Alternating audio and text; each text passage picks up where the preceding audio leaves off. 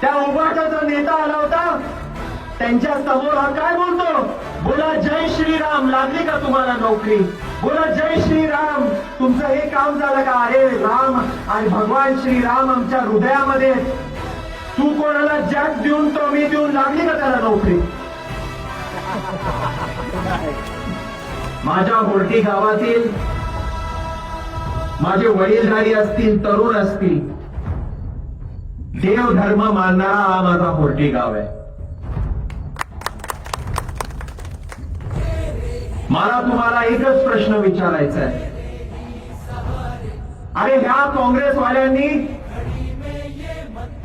आपल्या देवाची, आपल्या रामाची हे टिंगल टवाळी करायची, हे मंदिर कधी बांधणार, हे कसे बांधणार आम्ही पण बघू.